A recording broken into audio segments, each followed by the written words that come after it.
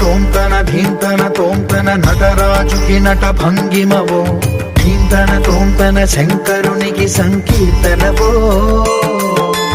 ఈశ్వరుడే అనునిత్యం తనలో తలచుకునే ఓంకారమువో, శివ హృదయం కరిగించే ఆ పంచాక్షరివో.